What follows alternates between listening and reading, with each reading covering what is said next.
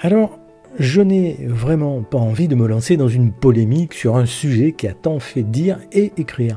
Et la meilleure façon dont il a été résumé, ce sujet, c'est par Frédéric Lenoir à la fin de son livre « Petit traité de vie intérieure », livre sur lequel j'avais fait un petit commentaire à voir sur mon site ou sur YouTube. Non, c'est juste que je me suis retrouvé au centre d'une discussion sur la montre à avoir si on a réussi. Au fait, bonjour, c'est Didier de changementpositif.fr, le site de la crise de la quarantaine pour vivre la vie qui vous ressemble. Donc la question est double en fait. A-t-on réussi quand on a une montre de luxe au poignet?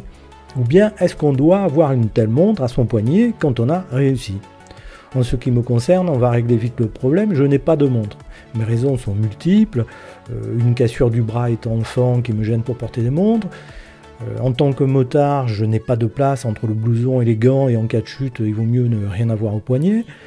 Autre raison, on m'a volé ma dernière montre et je n'en ai jamais racheté. Et puis pour regarder l'heure, mon smartphone convient très bien et dans ma voiture, j'ai une horloge. Donc des raisons pratiques pour ne pas avoir de montre. Après, il y a aussi le fait que depuis ma crise de vie et mon changement de mode de vie et de principe de vie, je me passe facilement de signes extérieurs de réussite ou de richesse. Soyons clairs, je ne suis pas opposé au fait de posséder et d'avoir du confort. Il est normal de gagner sa vie et de la gagner bien si cela ne vous coûte pas votre liberté d'être vous-même. Et je comprends que selon le milieu, il y ait des signes de reconnaissance communs. Les vêtements, la voiture, le quartier, la maison, l'école des enfants, les vacances, et la liste peut être plus longue. Tout ceci est normal. On a les codes de son milieu socio-culturel, c'est normal. Cependant, quand vous en avez fait le tour de ces codes, eh bien vous en venez à l'essentiel, à ce qui construit une vie heureuse. Et posséder n'est pas le moyen d'être heureux et épanoui. Cela peut faciliter la vie, j'en conviens. Mais sans donner du sens à votre vie, vous ne serez pas heureux vraiment.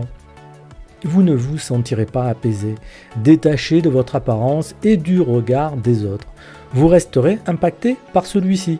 Et votre vie tournera autour de ce que les autres veulent que vous soyez. À quoi faire une crise existentielle si c'est pour ne pas intégrer cette situation? Quelle valeur portent les objets que vous affichez? C'est une question qui doit vous amener à vous détacher des objets et de ceux qu'ils représentent à vos yeux et à ceux des autres. Oui, pour une belle montre, si elle se justifie au niveau de vos relations professionnelles et que vous ne vous êtes pas privé pour l'acheter. Non, si elle signifie que votre vie se résume à une montre. Non, si vous vous endettez pour elle. Non, si vous pensez être reconnu grâce à elle. Non, si c'est une compensation de blessures anciennes. C'est encore plus étonnant lorsque ce sont les enfants, adolescents qui sont tout heureux d'exhiber une montre qui vaut 6 mois de SMIC au moins. Quelles valeurs vont les construire? Qu'ont-ils accompli pour en posséder une? Oui, je vous assure, ça existe. Une vie qui vous épanouit, c'est une vie où on est ouvert sur la connaissance de soi et le lien avec les autres. C'est une vie dans laquelle on n'est pas enfermé dans des clichés qui sont autant de prisons. Soyez libre d'être et pas prisonnier de posséder. Ce que vous possédez ou voulez posséder doit être un outil pour vous permettre d'arriver à devenir la meilleure version de vous-même et non un prisonnier des biens matériels. Assumez d'être une personne unique plutôt que de ressembler aux autres. Assumez d'être plutôt que de mimer les autres. Le sens de la vie, c'est d'être libre et indépendant. La liberté, c'est d'être soi, de vivre en fonction de vos envies, de vos valeurs, de ce qui vous ressemble. Alors, envoyez les bons messages à vous, à vos proches et aux autres, et séparez bien vos statuts entre la vie publique et professionnelle et la vie privée et personnelle. Et si vous avez besoin d'un coup de main pour avancer plus vite et mieux, n'hésitez pas à me contacter pour un accompagnement personnalisé. C'était Didier, votre partenaire vers le meilleur de vous-même. Vivez bien votre vie, à vous. Et je vous dis à bientôt.